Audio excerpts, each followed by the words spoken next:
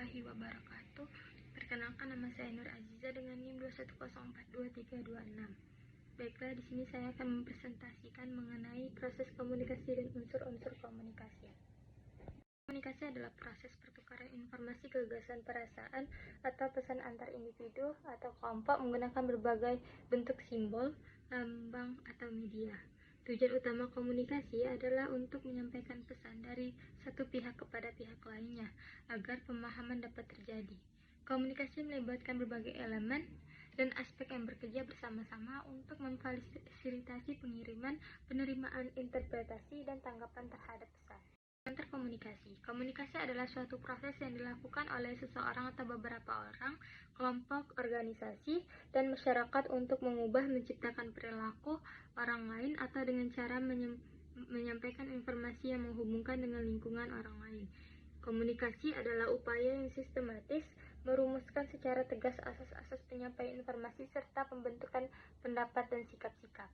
Komunikasi adalah penyampaian informasi, gagasan, emosi, keterampilan, dan sebagainya dengan menggunakan lambang-lambang, kata-kata, gambar, bilangan, grafik, dan lain-lain.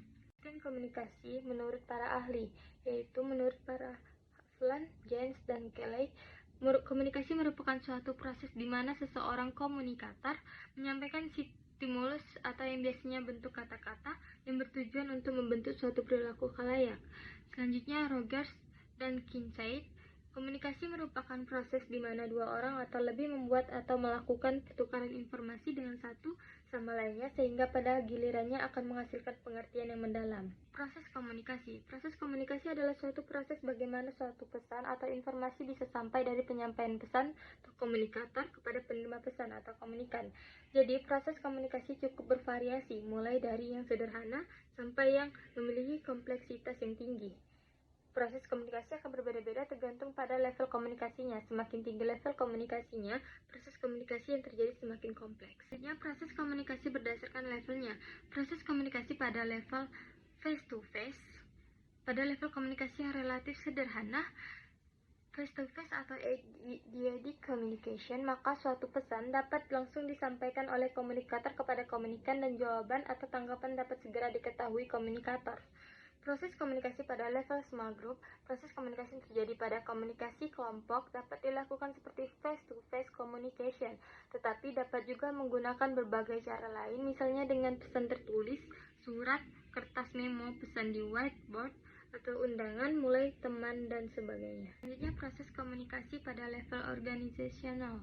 Proses komunikasi dalam level komunikasi organisasi tentu saja berbeda lagi pada kelompok formal atau organisasi, misal lembaga pendidikan, perusahaan agribisnis, lembaga siaran, lembaga penerbitan, perusahaan perkebunan, lembaga perbankan, dan sebagainya. Pada tingkatan ini, penggunaan berbagai teknologi informasi atau teknologi komunikasi lebih maju dibanding pada tingkatan kelompok. Selanjutnya, proses komunikasi pada level komunikasi massa. Semakin kompleks lagi gambaran proses komunikasi pada level komunikasi massa sebagai ilustrasi untuk penyampaian pesan iklan tentang bibit jagung unggul atau salah satu jenis produk pestisida dengan durasi hanya beberapa detik. Maka sebuah perusahaan bisa melibatkan berbagai pihak dalam pembuatannya. Mereka harus menentukan aktor atau aktris yang dipandang tepat yang dapat memberikan dampak yang besar pada pemasaran produknya. Selanjutnya, unsur komunikasi. Komunikasi adalah proses pertukaran informasi, gagasan, perasaan, atau pesan antar individu atau kelompok menggunakan berbagai bentuk simbol, lambang, atau media. Tujuan utama komunikasi adalah untuk menyampaikan pesan dari satu pihak kepada pihak lainnya agar pemahaman dapat terjadi. Komunikasi melibatkan berbagai elemen dan aspek yang bekerja bersama-sama untuk memfasilitasi pengiriman, penerimaan, interpretasi, dan tanggapan terhadap pesan. Unsur yang pertama yaitu saluran atau channel.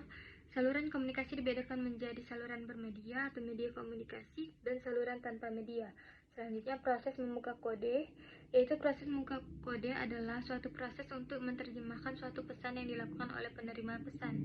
Selanjutnya, komunikan atau penerima pesan, receiver, penangkap pesan, decoder, pendengar pesan, audience, pemirsa, pembaca. Istilah pendengar, pembaca, dan pirsawan biasanya diperuntukkan untuk penerima pesan melalui media massa. Selanjutnya komunikator. Komunikator adalah pihak, baik bersifat perorangan, kelompok maupun lembaga, yang berbicara untuk menyampaikan pesan di dalam suatu proses komunikasi.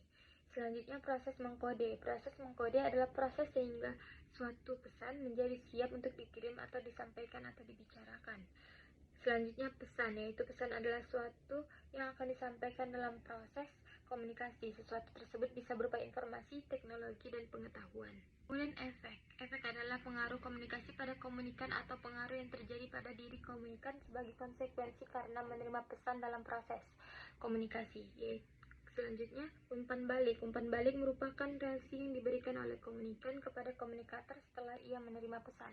Kemudian gangguan, yaitu gangguan adalah atau hambatan komunikasi adalah berbagai hal yang menyebabkan suatu proses komunikasi tidak berjalan secara efektif. Terima kasih, sekian presentasi yang saya jabarkan. Materi tersebut semoga bermanfaat bagi pendengar sekalian. Wabillahi taufiq wal hidayah. Wassalamualaikum warahmatullahi wabarakatuh.